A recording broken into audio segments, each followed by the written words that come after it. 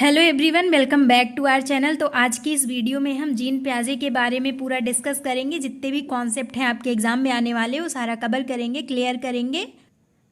आप कोई भी टीचिंग एग्जाम उठा लीजिए, सीटेट हो या फिर टेट हो, एसटेट हो, तो उसके हिसाब से मोस्ट इंपॉर्टेंट टॉपिक है जीन प्याजे। इससे क्वेश्चन ज़रूर से पूछे जाते हैं। अगर अभी तक आपने इस चैनल को सब्सक्राइब नहीं किया है तो प्लीज़ चैनल को सब्सक्राइब कर लीजिए। ऐसे ही फ्री ऑफ कॉस्ट पूरे नोट मिलेंगे आपको CDP के। अगर आपका ये टॉपिक कंप्लीट पूरा क्लियर है तो भी आप इसको रिवीजन के तौर पे देख सकते हैं। तो चलिए बिना टाइम वेस्ट किए स्टार्ट करते हैं। जीन प्याजे का संज्ञानात्मक विकास का सिद्धांत पढ़ेंगे हम। अब यहाँ पे विकास अधिगम, तो विकास की 4 अवस्थाएं दी गई हैं इनके द्वारा, तो इसको आगे पढ़ेंगे। यहाँ पे पहले सबसे देख लेते हैं। तो यहाँ पे निवासी, ये निवास स्थान इनका कहाँ पे है, तो ये स्विट्जरलैंड में रहने वाले थे वहाँ के। और 1886 जो 1886 दिया गया है, तो इनका जन्म हुआ था इसमें, तो यहाँ पे लिखा हुआ है। और इनको विकासात्मक मनोविज्ञान का जनक भी कहा जाता है। तो आपसे पूछ लेता है कि विकासात्मक मनोविज्ञान के जनक के रूप में किसे जाना जाता है, तो आपके जीन प्याजे हो जाएंगे। अब यहाँ पे देखेंगे, जीन प्याजे का संज्ञानात्मक विकास का सिद्धांत इस बात पर बल देता है कि बचपन के दौरान बच्चे बौद्धिक रूप से कैसे विकसित होते हैं। तो यहाँ पे ये इम्पॉर्टेंट है ये। यहाँ पे नेक्स्ट देखते हैं, तो बच्चे सक्रिय ज्ञान निर्माता तथा नन्हे वैज्ञानिक हैं। तो ये किनके द्वारा कहा गया था? जीन प्याजे के द्वारा कहा गया था कि जो बच्चे होते हैं वो सक्रिय ज्ञान निर्माता हैं या फिर नन्हे वैज्ञानिक हैं। लिटिल साइंटिस्ट भी पूछ लेता है। तो ये सारे पॉइंट इन्हीं के द्वारा दिए गए हैं, आप इसको याद रखेंगे। यहाँ पे देखेंगे संज्ञान किसे कहते हैं, तो यह व्यक्ति का वह अस्थायी ज्ञान है जिसको वह वातावरण, बाह्य जगत, उद्दीपक जगत के माध्यम से ग्रहण करता है। अब आपका वातावरण हो गया या फिर बाह्य जगत हो गया या फिर उद्दीपक जगत हो गया, तो उसके माध्यम से जो भी बच्चा ग्रहण करता है जिस ज्ञान को, तो उसी को संज्ञान कहते हैं। नेक्स्ट देखते हैं, तो जीन प्याजे को विकासात्मक मनोविज्ञान का जनक कहा जाता है। तो आपका मोस्ट इंपॉर्टेंट हो जाएगा, विकासात्मक मनोविज्ञान का जनक किसे कहा जाता है, तो आपका आंसर हो जाएगा जीन प्याजे। विकास का प्रारंभ गर्भावस्था से, जबकि संज्ञानात्मक विकास शैशवावस्था से प्रारंभ होकर जीवन पर्यंत चलता है। तो ये इनके द्वारा कहा गया था। नेक्स्ट देखेंगे, तो यहाँ से मोस्ट इंपॉर्टेंट स्टार्ट हो रहा है जो आपके एग्जाम में पूछे जाएंगे, यहाँ से प्रश्न बनते हैं। जीन प्याजे ने संज्ञानात्मक विकास की 4 अवस्थाएं बताई हैं। तो यहाँ पे ये 4 अवस्थाएं जो दी गई हैं इसको आपको रटना ही होगा आपके एग्जाम के पॉइंट ऑफ व्यू से, ये मोस्ट इंपॉर्टेंट है। इसमें चारों आपको एकदम से याद होनी चाहिए, इसका टाइम भी याद होना चाहिए कि कौन सा कितने वर्ष से कितने वर्ष तक रहता है। अब यहाँ ये जो चारों अवस्थाएं दी गई हैं, तो इसमें सबसे पहले नंबर पे आएगा संवेदी पेशीय अवस्था या इंद्रिय जनित गामक अवस्था। तो कहीं कहीं आपको संवेदी पेशीय मिल जाएगा, कहीं कहीं इंद्रिय जनित लिखा रहेगा, तो एक ही बात है। और इंग्लिश में इसको बोलेंगे सेंसरी मोटर पीरियड। तो आप ये तीनों बातें याद रखेंगे। और ये जो है तो 0 से 2 वर्ष तक के लिए होता है संवेदी पेशीय अवस्था। अब इसमें क्या होता है, तो ऑब्जेक्ट परमानेंस आ जाता है बच्चे के अंदर, बस तो स्थापित आ जाता है, अपने खिलौने उलौने पहचानने लगता है। नेक्स्ट देखेंगे पूर्व संक्रियात्मक अवस्था, और इसको प्री ऑपरेशनल पीरियड के नाम से भी जानते हैं। और इसका देख लीजिए 2 से 7 वर्ष तक का रहता है ये पूर्व संक्रियात्मक अवस्था। अब इसमें क्या होता है, बच्चे में जीववाद जो रहता है वो मतलब स्टार्ट हो जाता है, शुरू हो जाता है। एनिमिज्म की भावना आने लगती है।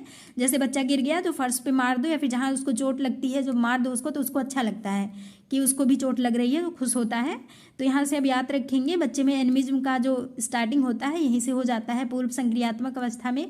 नेक्स्ट देखेंगे मूर्त संक्रियात्मक अवस्था, और इसको इंडक्टिव रीजनिंग, इसमें क्या होता है, तो बच्चे में आज्ञानात्मक तर्कड़ा, जो उसमें तर्क वितर्क करने लगता है बच्चा, वो स्टार्ट हो जाता है। और इसको इंग्लिश में देख लेंगे तो कॉन्क्रीट ऑपरेशनल पीरियड के नाम से भी जाना जाता है। तो ये आपका इंपॉर्टेंट हो जाएगा मूर्त संक्रियात्मक अवस्था, क्योंकि यहाँ से भी प्रश्न पूछ लेते हैं कि बच्चों में तर्क वर्क करने की कहाँ से क्षमता आ जाती है, कहाँ से मतलब वो स्टार्ट कर देते हैं, तो इसी अवस्था में स्टार्ट होता है मूर्त संक्रियात्मक अवस्था में। यहाँ से बच्चे चीज़ें को जानने लगता है, उसके मतलब सारे रीजन क्लियर करना रहता है उसको। और इसका यहाँ पे टाइम देख लेंगे तो 7 से 11 वर्ष तक का है। नेक्स्ट देखेंगे औपचारिक संक्रियात्मक अवस्था, इसको फॉर्मल ऑपरेशनल पीरियड के नाम से भी जाना जाता है। और इंग्लिश में अब यहाँ पे लिखा हुआ है डिडक्टिव रीजनिंग, तो यहाँ पे निगनात्मक तर्कड़ा आ जाता है बच्चे में। और ये 12 से 15 वर्ष तक होता है, और कहीं कहीं आपको 11 से 14 भी दिखेगा। तो यहाँ पे आज्ञानात्मक तर्कड़ा लिखा हुआ है, तो ये भी पूछ लेता है कि आज्ञानात्मक तर्कड़ा बच्चे में कौन सी अवस्था में शुरू हो जाता है, तो आपका यहाँ से याद रखेंगे मूर्त संक्रियात्मक अवस्था। और निगमनात्मक है तो ये औपचारिक संक्रियात्मक अवस्था में शुरू हो जाता है बच्चे में। अब यहाँ पे देखेंगे पियाजे ने सर्वप्रथम the language of thought of the child पुस्तक लिखी थी इन्होंने सबसे पहले, और किस सन में लिखी थी, तो 1923 में लिखी थी। ये मेरे खुद के नोट थे जो मतलब मैंने अपने लिए बनाया था पढ़ने के लिए, लेकिन मैं यहाँ पे इसका वीडियो बना रही हूँ।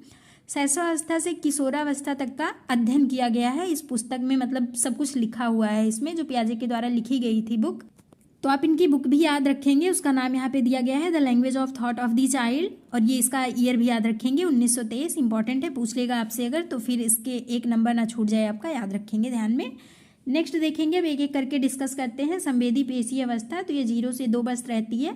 अब आप इसे बस सुन लीजिए बस, और ज़्यादा कुछ नहीं रटना नहीं है, इसको याद नहीं करना, बस सुन लेंगे तो वैसे ही क्लियर हो जाएंगे सारे पॉइंट। इसे इंद्रिय जनित गामक अवस्था भी कहते हैं।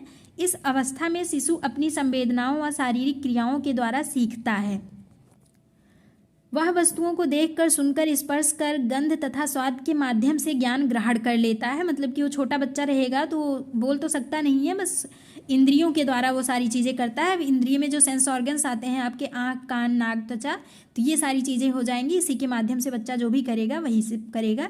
इस अवस्था में शिशु अपने हाथ पैरों को चलाना और शब्दों को बोलना सीख जाता है।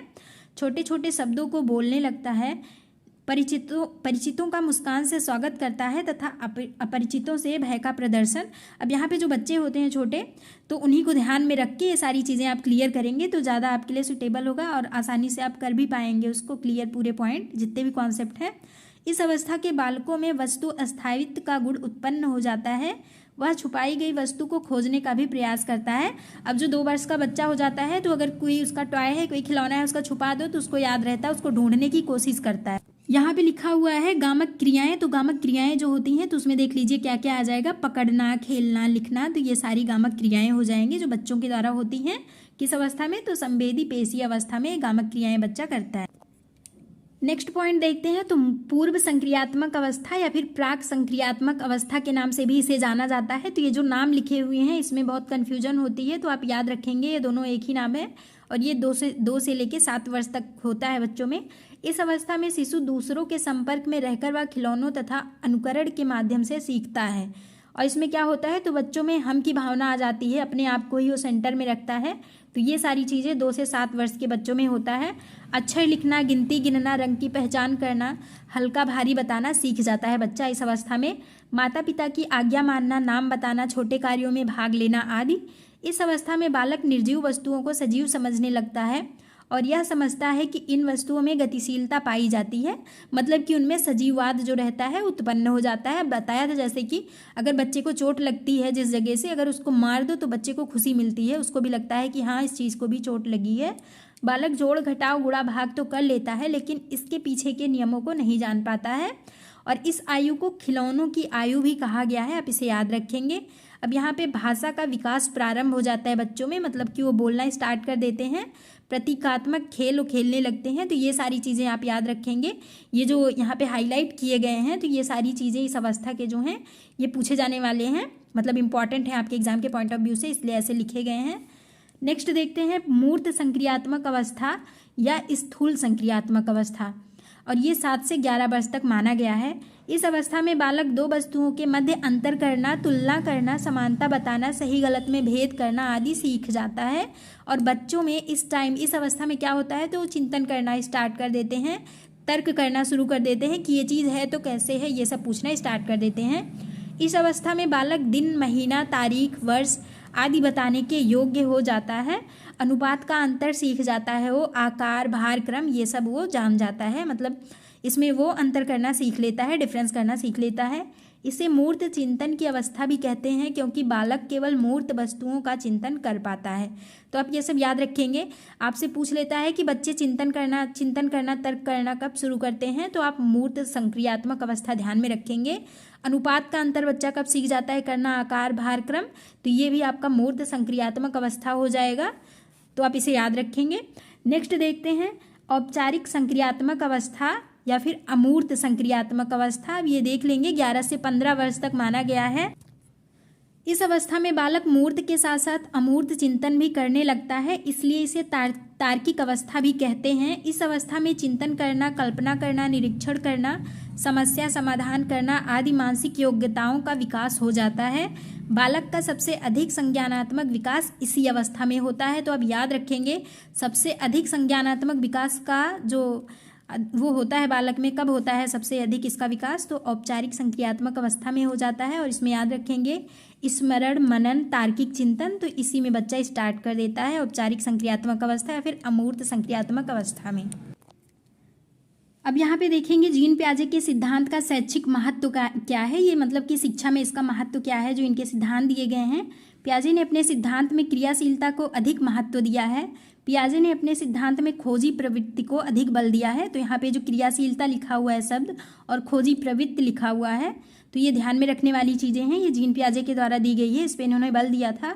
पियाजे के अनुसार पाठ्यक्रम बालकों के मस्तिष्क के अनुकूल होना चाहिए, अर्थात इन्होंने बाल केंद्रित शिक्षा पर बल दिया। तो आप याद रखेंगे कि कौन से जो मनोवैज्ञानिक थे जो बाल केंद्रित शिक्षा पर बल दिए थे, तो जीन पियाजे हो जाएगा आपका। पियाजे ने शिक्षक के पद को महत्वपूर्ण बताते हुए कहा कि शिक्षक को बालक की समस्या का समाधान करना चाहिए। तो आप इसे ध्यान में रखेंगे। जीन पियाजे ने बुद्धि को जीव विज्ञान की स्कीमा के रूप में बताया है।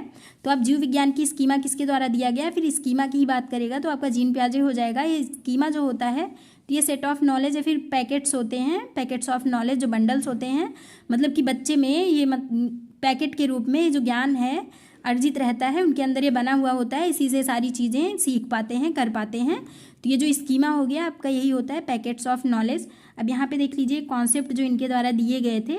एडॉप्शन, ये अनुकूलन, आत्मसातकरण मतलब एसिमिलेशन, समायोजन, एकोमोडेशन, इक्विलिब्रेशन, साम्यधारण या फिर संतुलन, स्कीम्स या फिर स्कीमा, ये जो सेट ऑफ नॉलेज, इतनी सारी चीज़ें, इतने सारे कॉन्सेप्ट जीन पियाजे के द्वारा दिए गए थे। तो आप इसे याद रखेंगे। इसे आगे एक एक करके डिस्कस कर लेते हैं। अब यहाँ पे स्कीमा दिया गया है, तो स्कीमा देखिए क्या होता है। मानसिक संरचना के व्यवहारगत समांतर प्रक्रिया जीव विज्ञान में स्कीमा कहलाती है, अर्थात किसी उद्दीपक के प्रति विश्वसनीय अनुक्रिया को स्कीमा कहते हैं। स्कीमा एक गतिशील अवधारणा है जो सीखने के नए अवसरों, नए अनुभवों, नई यात्राओं, अध्ययन व संवाद के माध्यम से बनती है और उसमें नई नई चीज़ें जुड़ती रहती हैं। तो ये सब चीज़ें ऐसे ही सिर्फ लिखी हुई हैं। अब बस इतनी बात समझिए, स्कीमा जो होता है सेट ऑफ नॉलेज होता है, मतलब कि जो ज्ञान है हमारे अंदर वो पैकेट्स के रूप में करके मतलब विभाजित हुआ है। अगर हम ये पहचान पा रहे हैं कि ये पेन है, तो ये इसका हमारे अंदर ये नॉलेज पहले से भरा हुआ है कि हाँ पेन ऐसे होगा, पेंसिल ऐसे होगी, तो ये सारी चीज़ें हमारे दिमाग में बैठी रहती हैं, तो उसी को स्कीमा कहते हैं। अनुकूलन देखेंगे तो वातावरण के अनुसार अपने आप को ढालने के लिए व्यक्ति कुछ ना कुछ क्रियाएं करता है, जो कि दो प्रकार की होती हैं। अनुकूलन की प्रक्रिया जन्मजात होती है, यह जीन पियाजे ने कहा था। तो यहाँ पे अनुकूलन की बात जीन पियाजे के द्वारा कहा गई थी, आप इसे याद रखेंगे, कही गई थी। नेक्स्ट देखेंगे आत्मीकरण, सम्मिलन, समावेशीकरण या फिर सात्मीकरण या फिर एसिमिलेशन, इसी को कहते हैं। मतलब इंग्लिश में देखिए एक ही वर्ड है और हिंदी में इसके कई सारे वर्ड हैं, तो आप इंग्लिश वाला ध्यान में रखेंगे। एसिमिलेशन पूर्व ज्ञान में नवीन ज्ञान को सम्मिलित कर लेना आत्मीकरण कहलाता है। मतलब कि जो आपके पूर्व ज्ञान थे तो उसी में और नया ज्ञान जो है उसको ऐड कर लीजिए, उसी को क्या कहते हैं, एसिमिलेशन करते हैं या फिर आत्मीकरण कहते हैं। लास्ट हमारा देखेंगे समायोजन या फिर समंजन, एकोमोडेशन। तो इसमें बच्चा नए ज्ञान के लिए पूर्व ज्ञान में संशोधन करके उसको अपने व्यवहार में शामिल कर लेता है, इसे ही समायोजन कहते हैं। तो ये हमारा टॉपिक था पूरा जीन पियाजे के बारे में। जितना भी जीन पियाजे ने कहा था, जितने भी कॉन्सेप्ट उन्होंने दिए थे सीडीपी में, आपके सीटेट में पूछे जाने वाले जो भी थे, यही मोस्ट इम्पॉर्टेंट थे। आई होप आपको वीडियो अच्छी लगी होगी। तो चलिए, अगर वीडियो को लाइक करिए, चैनल को भी सब्सक्राइब करिए, दोस्तों के साथ शेयर करिए, पढ़ते रहिए, मोटिवेटेड रहिए। Thank you so much.